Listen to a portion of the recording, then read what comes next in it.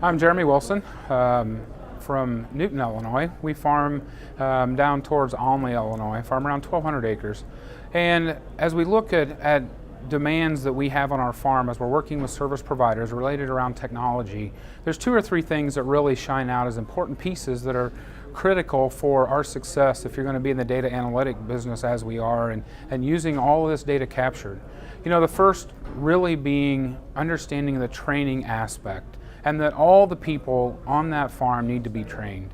I used, the presentation and talk about Bob, and Bob is that guy that as a dealer we all know and we all work with, that we explain things to him 5 times and you're gone 5 minutes and he calls back for the 6th explanation.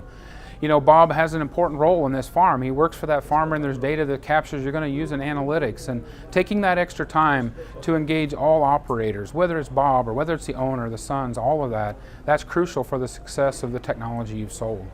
Another thing is providing tools that makes available for people like Bob to better understand it. How-to videos, how the basic steps that you can if you need to select a grower, farm, and field. And at the same time, field IDs. Field IDs is a very important thing if you're going to capture data correctly.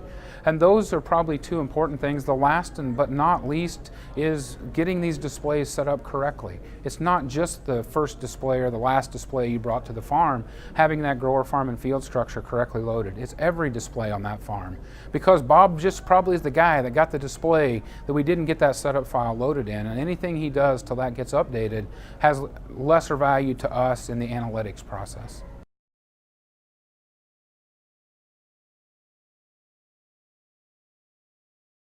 So in the case of things like yield data, we have some ability, yes, to back up and recalibrate that, but the slide I always use is we only get one chance to collect data accurately.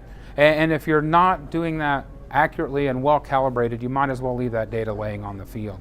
So like I said, yield data, we can kind of back into it. Things like planting populations, if the whole system is off, yes, you can do some tweaks there. But we incorporate everything from yield to planting populations to application data into our analytics to understand how agronomic changes impacted our bottom line and what decisions we need to make for the next coming season. And if we're not calibrating this correctly and making sure our one-shot at accurate data is accomplished, we don't get a chance to go fix that. And a lot of people say you only get 40 chances in a year to grow a crop. We don't want to take the chance of losing those. We've been in technology for 15 years. You know what? If I have 40 left, I maybe got 15 to 20 more, and that's a valuable data set that I need to make better decisions.